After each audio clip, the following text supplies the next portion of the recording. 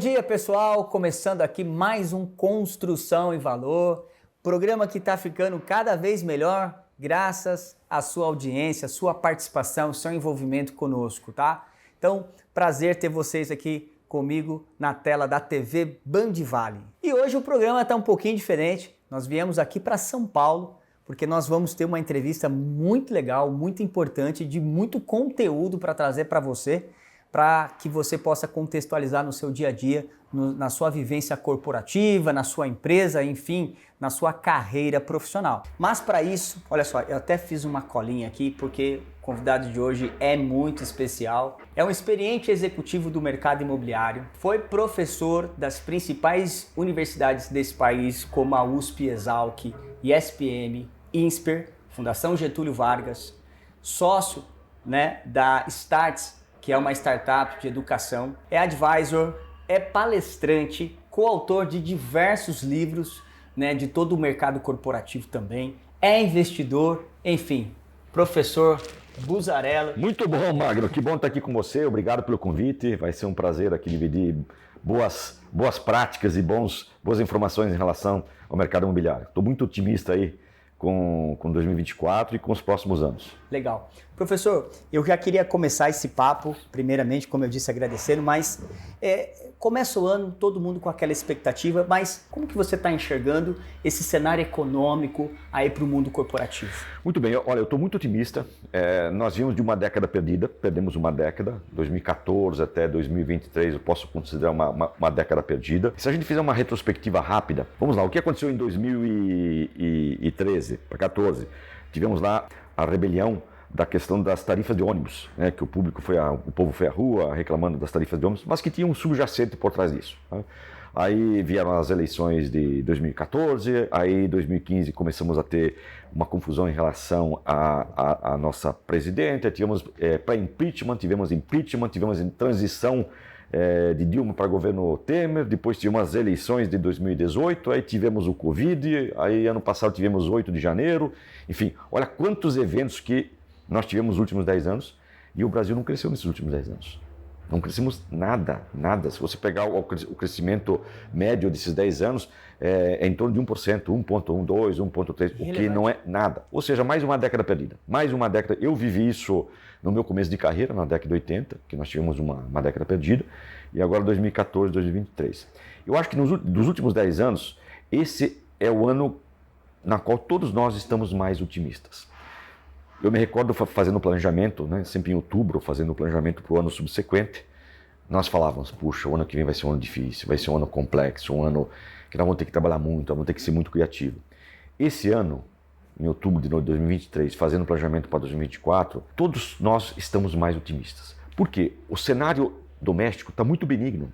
Posso indicar aqui 10, 12 indicadores que comprovam o quanto o cenário doméstico está benigno. O cenário internacional está um pouco confuso, a geopolítica internacional ela não está estável, mas do ponto de vista doméstico nós estamos muito bem. Taxa de juros caindo, estamos vivendo quase com pleno emprego, fechamos o mês de dezembro com 7,2 de taxa de desemprego, a média anual foi 7,8, mas é pleno emprego para pessoas que saibam abrir uma planilha de Excel, é pleno emprego. Nós temos aí um risco Brasil abaixo de 200 pontos, batemos o recorde de balança comercial, aprovamos a reforma tributária, aprovamos a reforma do arcabouço fiscal.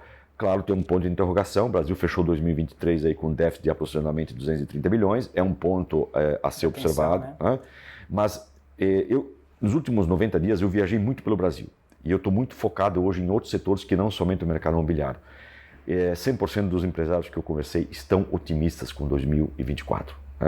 Tudo indica que teremos um ano bom. Não é um ano espetacular, mas todos esses indicadores eles são positivos. São indicadores que dão mais tranquilidade para quem empreende, para quem faz negócio. Estamos com uma inflação sob controle, ficamos abaixo do teto da inflação 2024. Os negócios prosperando, os primeiros balanços saindo. Eu estava vendo aí o balanço dos bancos, o Itaú teve um lucro de 35 bilhões de reais, o Santander 9 bilhões de reais, o BTG 10 bilhões, deve sair Bradesco e Banco do Brasil nos próximos dias. Ou seja, foi um ano ok. Lembre-se, Em janeiro de 2023, no começo do ano, todo mundo cravou que o Brasil ia crescer 0,8%, menos de 1%. Sim. Foi o número cravado por economistas, banqueiros, analistas de investimentos. Em agosto, todo mundo reviu. O Brasil ia crescer 3%, ou seja, erramos quase 400%, 4 vezes em 8 meses. É um erro muito... Espaço muito curto, muito né, substancial, num espaço muito curto. Né? Esse ano a previsão é que o Brasil cresça 1,2%, mas já tem gente falando que vai crescer 2,3%. Ou seja, nós vamos ter um ano bom novamente. E eu não estou falando de política, não estou falando de candidato A ou candidato B, eu estou falando de Brasil. Eu torço muito pelo Brasil. Acho que esse país aqui é um país que tem muitos problemas, e onde tem problemas, tem negócios. Agora, de dezembro para janeiro, nós vimos todas as montadoras comunicando investimentos no país, ou seja, 4 montadoras já prometeram investimentos de 21 bilhões de reais, 21 de bilhões. E grandes montadoras, né? E investimento direto na economia, não é investimento indireto, não é investimento especulativo, é investimento direto na economia. E o setor automobilístico é um ecossistema de negócio que movimenta muito. Assim como o mercado imobiliário muito. Né? Eu tenho conversado com vários empresários do mercado imobiliário, também estou otimista, porque nós temos aí alguns indicadores que para nós são muito importantes. Né? Taxa de desemprego, né? Porque quem compra imóvel está comprando esperança, se ele tem esperança e tem emprego, ele toma risco de dívida. Temos uma taxa de juros crescendo, o que é bom pro mercado. Temos aí um cenário de inflação também caindo, que dá poder de renda para o consumidor. Ou seja, tirando a questão do déficit de 230 milhões, né, que é um assunto que nós temos que atentar, eu acho que teremos aí um ano interessante. E tem muitos números que a gente não tem observado, né, e que estão mudando muito a dinâmica de consumo do país. O Brasil hoje tem aproximadamente 1,5 milhão de motoristas de aplicativo. Eles não têm emprego, mas eles têm renda. Tem renda. Ok, tem uma precarização, mas quase 85% desses motoristas de aplicativo, eles não querem mais voltar para o mercado formal de trabalho. Olha que interessante. 85% deles não querem mais voltar para o mercado formal de trabalho. A que você atribui essa negação de voltar para o mercado de trabalho? Flexibilidade. Com 2, certeza. a possibilidade de ele ter um bico paralelo. Sim. Entendeu? Ele é motorista de aplicativo, ele pode ser um corretor de imóveis, ele pode ser um entregador de moto, ele pode ser garçom no final de semana. Ele fala, aqui dessa forma eu consigo ganhar mais dinheiro porque eu tenho outras rendas, que não somente de motorista de aplicativo. Sim. E ele fala, eu não quero mais trabalhar em empresas com horários rígidos, com lideranças pouco inspiradoras. Então temos 400 mil aproximadamente motoristas, entregadores de aplicativos de comida. Recentemente, o nosso ministro da Fazenda veio a público e falou que ia tributar as empresas asiáticas, a Shein, a Shopee, a AliExpress. Milhares de brasileiros levantaram as mãos e falaram o seguinte, não, você não vai tributar. Nós vivemos de dropshipping. Sim. Não tem esse número, mas nós estamos falando de milhares e milhares e milhares de pessoas que hoje estão vivendo com dropshipping, que são essas pessoas que fazem curadoria desses produtos de empresas asiáticas e revendem na sua rede de relacionamento, essa intermediação, e aí fazem trabalho nas redes sociais, WhatsApp, Telegram, e viram revendedores dessas empresas de produtos que muitas vezes nós, consumidores normais, não conseguimos fazer a curadoria, porque são milhões e milhões de SKUs. Tá? Então, você tem hoje o Brasil abriu aproximadamente 5 milhões de e-mails nos últimos 4 anos, 5 milhões de e-mails que foram abertos nos últimos 5 anos. Você tem assim um movimento Brasil afora de liderança de empreendedorismo feminino. Isso muda substancialmente a forma de se fazer negócios. Totalmente. Substancialmente. Eu fui agora palestrar para 2 empresas grandes que têm essas franquias de estética. E eu palestrei para uma empresa que estava com 250 mulheres e outra com 180 mulheres. Mulheres empreendedoras, fazendo negócios, montando suas franquias, algumas delas tendo várias franquias. Né? Tudo isso movimenta a economia, porque a mulher com renda, ela movimenta a economia e de uma forma muito mais distribuída do que quando o dinheiro está concentrado no homem. Né? E isso são números que Brasília não vê. Eu vou dar um exemplo, outro número importante. Nos últimos 4 anos, nós colocamos no mercado aproximadamente 17 milhões de pessoas passaram a ter uma renda adicional. 17 milhões de brasileiros passaram a ter uma renda adicional que, por sua vez, volta para consumo. Então vamos lá. Nesses 4 anos, aproximadamente 4 milhões e meio de brasileiros se aposentaram. Eu sou um exemplo, eu me aposentei. Né? Pelo INSS, recebo lá minha aposentadoria. Mais dinheiro. É mais dinheiro, eu vou consumir de alguma forma esse dinheiro. Então 4 milhões e meio aí. Aproximadamente 5 milhões de brasileiros passaram a ter um emprego formal. Lembra-se?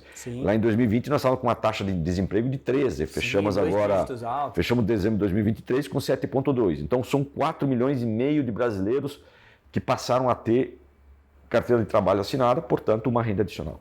E aproximadamente 7 milhões a mais de brasileiros passaram a ter algum tipo de auxílio do governo. Auxílio emergencial, Bolsa Família e tal. Sim. Ou seja, são 17 milhões de brasileiros que passaram a ter uma renda adicional que, por sua vez, transfere isso para o consumo. Né? Sem contar todas essas novas formas de trabalho que estão girando a economia. E que muitas vezes não aparecem nas planilhas de Excel do governo, dos analistas. Né? Não. Esses movimentos de empreendedorismo feminino, Magno, eu viajei pelo Brasil afora, é simplesmente espetacular. Na próxima década, nós vamos ver um Brasil, do ponto de vista de negócio, completamente transformado. Essa questão dos MEIs, né, que é muito fácil você montar uma MEI, o governo conseguiu desburocratizar, facilitar o processo. Olha como gera empreendedorismo. Né? O emprego não é mais a única tua forma de renda. Cada vez mais jovens, né, não querem mais fazer carreiras em grandes empresas, né, ou começam nas grandes empresas e depois querem empreender. Você vê muito em áreas de alta vulnerabilidade social, grandes movimentos de empreendedorismo. Isso é espetacular, porque esse aqui é um país que tem muita bucha. E onde tem bucha, tem negócios.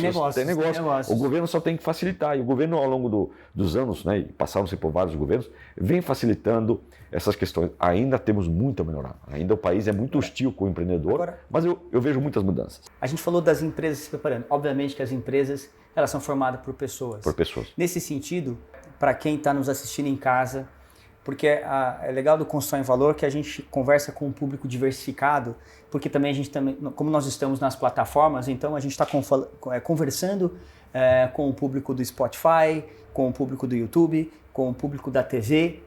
E aí o que acontece? O comportamento sobre o profissional da nova economia. Aí quando você diz aí sobre o aprendizado contínuo, qual que é assim, a sua percepção e talvez até mesmo, por que não dizer, a tua dica de uma pessoa experiente de mercado sobre comportamento do profissional, do executivo, seja ele que está começando a sua carreira ou para aquele, como você bem disse, né? O cara acha que porque já estudou, pode parar, já consolidei. Tem esse comportamento, se não se preparar, não acompanha. Você fez uma apresentação minha, né? Você começou a minha apresentação, o professor Buzarelli, experiente executivo do mercado imobiliário, professor das melhores escolas de negócio do Brasil, morei na China, morei nos Estados Unidos, enfim, você relatou a minha experiência. E eu sempre conto essa história, eu estive no Vale do Silício em 2016, fui com uma missão de negócios, e eu assisti uma entrevista de um headhunter que estava contratando um executivo para uma operação no Vale do Silício, veio esse executivo e começou a narrar a experiência dele. Falou, eu tenho 36 anos de carreira, trabalhei no mercado automobilístico, mercado farmacêutico, conheço o mercado latino-americano, conheço toda a mídia americana, todo o broadcast americano. O headhunter chegou, bateu nas costas dele e falou, parabéns, a tua experiência é muito boa, mas a tua experiência é antiga. Né? E aquilo me incomodou muito. A minha experiência é muito boa, mas é uma experiência antiga. Ou seja, eu sou um profissional em refundação. Eu estou me refundando em todas as minhas competências, tanto técnicas, né, como as minhas competências socioemocionais. Né? Ao longo da minha carreira, eu fui formado pelo PCC. O PCC formou o meu caráter, o meu jeito de liderar, que é planejamento, comando e controle. Né? Hoje não tem mais planejamento, comando e controle. Né? Planejamento, comando e controle. Não existe mais. Eu não consigo mais liderar times, grupos, com as técnicas do PCC. A pergunta que eu mais falo para os times que eu lidero é: socorro, por favor, me ajude. Então, uma das principais competências é você entender que você tem que saber usar 3 verbos assim no estado da arte: cocriar, colaborar e cooperar. Não tem mais silêncio, gênio pensando. A inteligência do grupo é mais inteligente que o mais inteligente do grupo. Por isso que nós temos que sair do nosso ego, e entrar cada vez mais pro eco. Se você não tiver cabeça de eco, você não prospera. Eu cito muito nas minhas palestras o exemplo de uma empresa que eu era conselheiro e me ligaram para que eu fosse um dia antes da minha reunião de conselho e olhasse para o negócio deles, que eles achavam que tinha um valor travado na mesa. Falou, Buzarelli, você pode vir um dia antes, senta aqui com o nosso time e vê se você realmente consegue destravar valor. Nós achamos que tem valor travado, você pela tua experiência, conhece muito de inovação, tecnologia, marketing, novos comportamentos, modelos de negócio e tal. Acho que você vai enxergar valor aí. Fui um dia antes, vi o negócio, de fato, eu vi que tinha muito valor travado, pedi uma semana, falou, em uma semana eu devolvo para vocês as possibilidades. Liguei uma semana depois para o presidente e falei, eu consigo passar o negócio de vocês de 3 para 70 milhões em 4 anos. O presidente falou, Buzarelli, era isso que eu queria ouvir. Vem para Maringá, senta aqui com nossos diretores, nós queremos conversar com você. Vamos começar... Isso uma semana depois. Uma semana depois. Vamos começar rapidamente a promover essa mudança. Aí eu fui para a cidade, estava o pessoal me esperando, o presidente, 8 diretores. Ele falou: Buzzarello, muito obrigado por você ter nos alertado sobre esses negócios que estavam travados. Estou aqui com toda a diretoria, eles vão te dar todo o apoio, estou aqui com a área jurídica e não vão te pagar 250 mil reais. Eu falei: não, eu não vou trabalhar por 250 milhões. Sair de 3 para 70 milhões? De 3 para 70 milhões por 250 mil reais. Ele falou: não, eu não vou trabalhar por 250 mil reais. Né? Eu quero ser sócio nesse negócio. Não quero que você vá na junta comercial e me coloque como sócio. Eu quero ser sócio nesse incremento. E ele ficou indignado. Por quê, Magno? Porque quem não aprende a dividir não vai encontrar pessoas que vão ajudar a multiplicar. O que você prefere? Ter 100% da Metalúrgica Nacional de Fátima, 1% da Amazon? 1% da Amazon. Mas esse empresário, como tantos outros, eles não conseguem compreender que para avançar nos negócios, eles vão ter que dividir. Porque eu não vou colocar o meu talento das pessoas que estão me ouvindo num projeto como esse para trabalhar para a Hora Homem. Né? Eu quero estar no sucesso. E ele não entende, porque ele se incomodou que eu poderia ganhar 6 milhões, mas eu não vou ganhar 6 milhões. Tem toda uma equipe por trás que vai estar... Olhou muito mais do que você ia ganhar. Ele está muito preocupado com o que eu ia ganhar do que com o que ele ia ganhar. Isso é mais comum do que você imagina, mas muito comum. Isso é recorrente. Isso é recorrente. Por isso que tem muita empresa que vai travar, porque ela não entendeu que ela não tem mais as competências dentro de casa. No passado ela tinha as competências de casa. Como eu falei, o varejo compra bem, vende bem. Tinha lá 2 ou 3 compradores que comprava bem, vendia bem, batia em fornecedor, porrada em fornecedor, colocava o fornecedor numa sala fechada, mandava esperar 3 ou 4 horas para deixar ele fragilizado e fazer bons negócios. Essas práticas eram muito comuns, viu? Isso fica muito evidenciado, que você está dizendo, que por exemplo, vamos dizer assim, o pessoal mais jovem que está empreendendo, né? Sim. Com essa cabeça disruptiva, com essa mentalidade de partnership, né? Ou seja, dividindo para multiplicar, né? E enquanto o empresário mais clássico é aquele cara que está pagando para alguém para trabalhar para multiplicar o seu negócio. Que não vai existir mais. Esse tipo de business, esse pessoal foi muito bem até aqui. Foi muito, muito, muito bem até aqui. Daqui para frente, eu posso lhes garantir, a gente vai ver muita empresa ficando pelo caminho. Muita empresa ficando pelo caminho. Segmentos mais vulneráveis, se você tiver fome, você se destaca rapidamente. Sim. De todos. Porque hoje, se você estiver lendo, estudando, você se destaca rapidamente. Tem muita coisa disponível. Tem muita coisa disponível para todo mundo, de graça.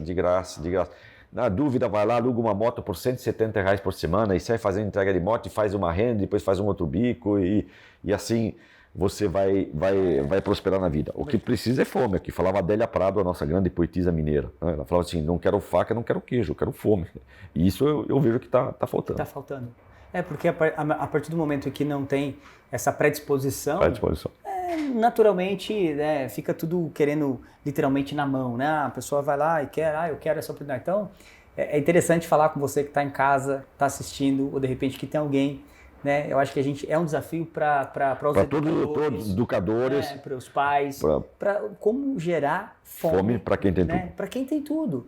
Então, às vezes a pessoa tem grandes oportunidades. Eu falo isso porque quando eu vejo adolescentes ou, poxa, eu não tenho nada para fazer, não tenho oportunidade. Não tem oportunidade, né? Hoje existem vários meios para que essas oportunidades possam ser disseminadas, elas são disseminadas em tudo isso. O que mais tem nesse país hoje são oportunidades. O que a gente menos tem é fome. Porque todo mundo quer as glórias do pódio, mas ninguém quer a fadiga do treino. Quando você diz que o cara do Uber, o cara do aplicativo, ele não quer mais ir para o trabalho convencional, as empresas precisam de um profissional e aquela empresa tradicional, que precisa daquela pessoa das 8 às 5, das 8 às 6, passa a ter uma dificuldade em encontrar esse tipo de profissional para trabalhar. Marca empregadora. O RH tem um grande desafio pela frente de como atrair bons talentos, né, para vir produzir e entregar esse resultado. Porque há aí um cenário de crescimento, de oportunidade para as empresas. E elas precisam de mão de obra, tanto a primária, que é aquela de base, né? Como encontrar essa pessoa? Como que você enxerga aí nessas suas rodagens em relação às empresas? Como que você vê as empresas? Porque tem umas que obviamente estão se adaptando. Home office, híbrido, a jornada menor, né? Inclusive há discussões aí no meio do governo, né? sobre a questão da jornada diminuída, enfim, como que você vê as empresas se moldando para esse cenário, visto que as pessoas não querem mais ficar de modo fixo, né, na operação? Em negócios, toda a generalização é burra. Então tem que tomar cuidado com as generalizações. Mas vamos a fatos. Pessoas talentosas querem ter essa flexibilidade. Então, vão querer fazer um dia de home office, ou vão falar assim, então, olha, no dia do meu rodízio eu quero chegar às 10. Poucas empresas acordaram. Eu vivo nessa bolha dessas empresas que sabem a importância da marca empregadora. Então, para você convencer o indivíduo a trabalhar com você das 8 às 18 horas, você também tem que ter alguns atributos para que ele fique com você. Então, eu vou te dar um exemplo, coisas bem simples. Então, é o seguinte, agora em 2024 nós vamos ter 8 feriados, ou de terça ou de quinta. Você pode escolher desses 8, pode escolher 5, que você emenda. Parece uma coisa boa, mas é um baita de um benefício, porque você precisa se programar hoje para fazer uma viagem, concorda? Para comprar uma passagem, para hospedagem de hotel, enfim, você tem que se organizar.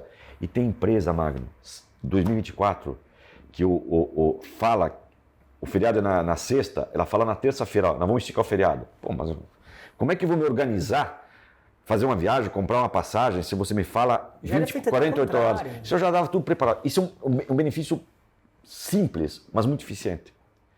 Muita gente jovem, que às vezes as empresas não podem dar um plano de saúde porque custa caro, dá um plano PET. Por R$90 você dá um plano PET. Grande parte das pessoas hoje tem.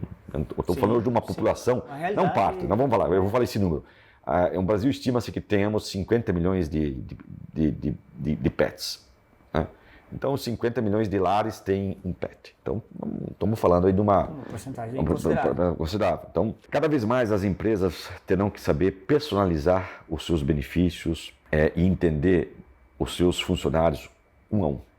Por isso que nasceram uma série de empresas para concorrer com os vales refeições, a TIC, a VR, né? Eram empresas que tinham um monopólio. Hoje você tem iFood, que tem todo um programa de benefícios. Você tem a Caju, que é uma outra startup também, que faz o que?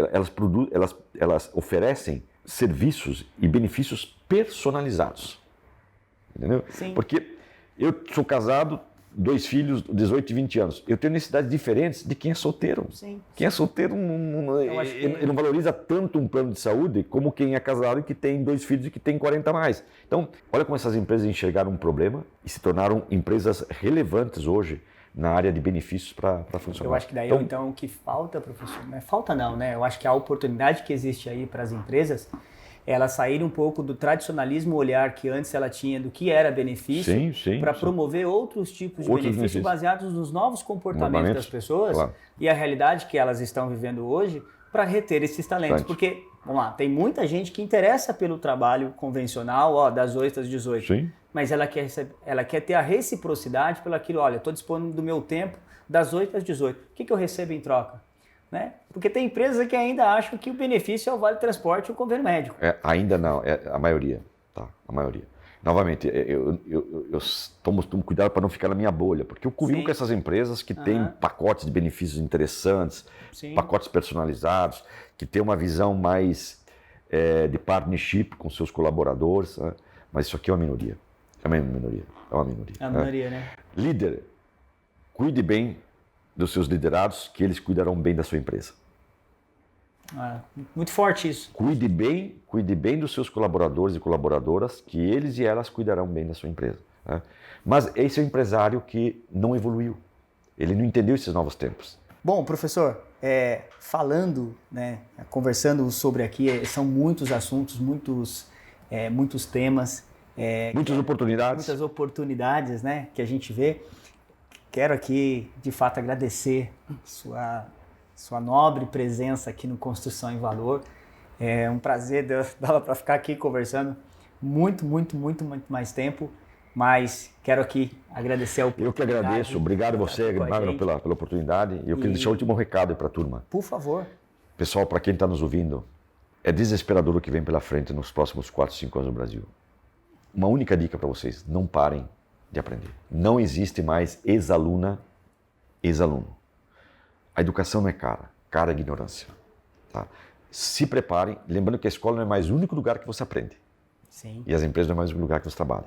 né? Tem muitas formas de você se desenvolver, que passa por assistir bons vídeos no YouTube, ouvir bons podcasts, bom livro, cursos online, Orabar, grupos de WhatsApp que discutem assuntos relevantes da tua carreira, e hoje dá para entrar em vários grupos de WhatsApp, o Telegram, comunidades que discutem assuntos que façam sentido para a tua carreira.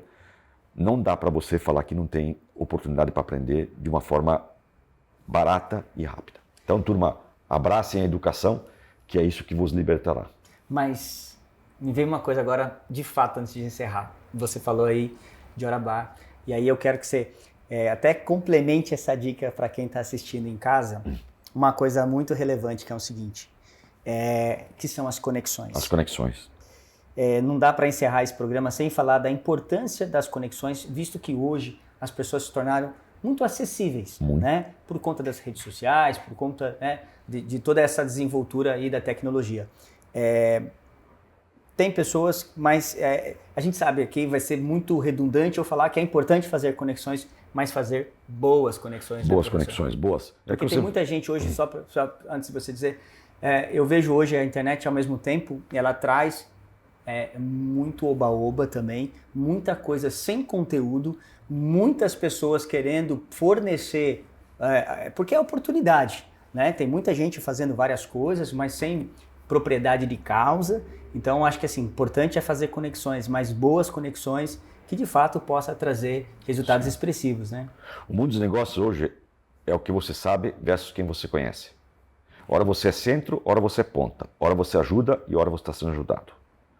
Quem tem interesse se torna interessante. Se você não tem interesse, você não se torna interessante e o ecossistema nem vai te absorver. E para finalizar, quem agradece ganha e quem reclama perde. Exato. Feito? Obrigado. Muito professor. bom. Bem, pessoal, como em todo programa nós temos, hoje também dicas de valor. Roda a vinheta. Olá pessoal, meu nome é Alessandro Celestino, eu tenho 41 anos de idade e 23 anos atuando no mercado imobiliário. O que fez a diferença na minha carreira foi sempre entender que as metas não eram um desejo, mas sim um compromisso. E isso me fez buscar as minhas metas sempre de maneira intencional. Outro ponto é que ao longo da sua trajetória, você irá se conectar com diversas pessoas. Faça uso de forma verdadeira e intencional dessas conexões. Ao longo da sua trajetória, isso certamente te abrirá portas e oportunidades ao longo da sua carreira. Pense nisso. Um forte abraço. Pessoal, estamos chegando aqui ao encerramento desse programa. Tivemos uma entrevista aqui de mais de 1 hora com o professor Buzzarello. Trouxemos aqui para vocês aqui um resumo do que foi essa entrevista muito rica. Inclusive, convido você, empresário, colaborador, gestor, a compartilhar esse vídeo, a compartilhar essa entrevista com seus colaboradores, com as pessoas do mundo corporativo, que eu tenho certeza que vai entregar muita construção, muito valor para as pessoas, tá? Mas, olha só, se você também quiser acompanhar na íntegra essa entrevista, segunda-feira a gente sempre publica no nosso canal, tanto no YouTube quanto no Spotify, para que vocês possam também acompanhar essa entrevista maravilhosa que nós tivemos aqui. Tá bom, pessoal? Obrigado pela audiência e até o próximo programa.